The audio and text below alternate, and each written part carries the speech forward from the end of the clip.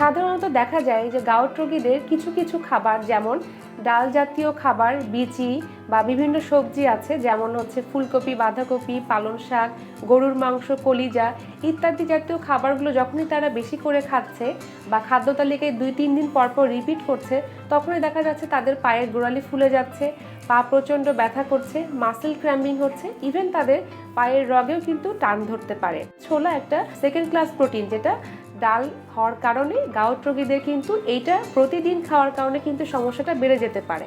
অনেকেই আছে যে ছোলাটা হয়তো ডিরেক্টলি বাদ দিয়ে দেওয়ার পরেও কিন্তু সমস্যাটা থেকে যাচ্ছে।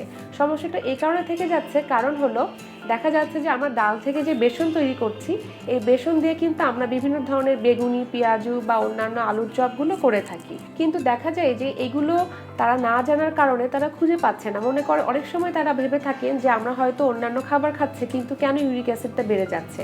সেক্ষেত্রে তাদের মনে রাখতে হবে এখানে ডালের তৈরি যে বেসনটা সেটার ব্যবহারটা স্কিপ করে তাদেরকে যে কোনো ধরনের চালের গুঁড়ি বা অন্যান্য কর্নফ্লাওয়ার যেগুলো থাকে এগুলো ব্যবহার করে কিন্তু এগুলো তৈরি করতে হবে। তাহলে দেখা যাবে যে তার ইউরিক অ্যাসিডের যে প্রবণতাটা বা বেড়ে যাওয়া বা গাউট রোগীদের ক্ষেত্রে অনেকটা উপকার হবে। এছাড়াও আরও কিছু খাবার আছে, তার মধ্যে একটি হলো হালিম। আপনারা সবাই জানেন যে হালিম কিন্তু ডাল থেকেই তৈরি হয়। বিভিন্ন ধরনের ডাল এবং সাথে একটু চাল মিশিয়ে কিন্তু সাথে আবার গরুর মাংসটা মিক্স করে কিন্তু হালিম তৈরি করা হচ্ছে, এবং এখানে 3টি উপাদান বা 4টি উপাদানই কিন্তু গাউট রোগীদের জন্য হার্মফুল। এছাড়াও আরও কিছু উপাদান আছে, যেমন বিভিন্ন ধরনের সবজি তারা ব্যবহার করে থাকেন বা বিচি ব্যবহার করে থাকেন, যেগুলো থেকে কিন্তু তাদের এই রোগের ধরনটা কিন্তু বেড়ে যেতে পারে। সেক্ষেত্রে আপনাদের জন্য পরামর্শ থাকবে যে আপনারা শর্করা জাতীয় একটা খাবার নিয়ে, যেমন চিড়া হতে পারে, চিড়ার সাথে দই হতে পারে বা কলা হতে পারে।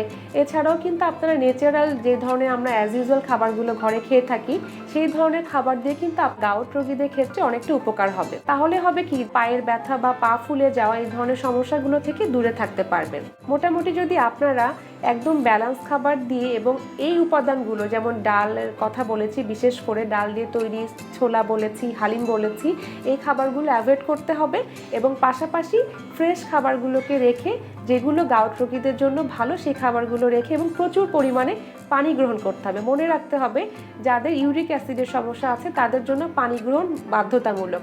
অতিরিক্ত পানি গ্রহণ করলে এটি দেখা যায় ইউরিনের মাধ্যমে অনেকটা এটা রিকভার করা সম্ভব। তাহলে আপনাদের গাউট রোগ থেকে দূরে থাকতে পারবেন।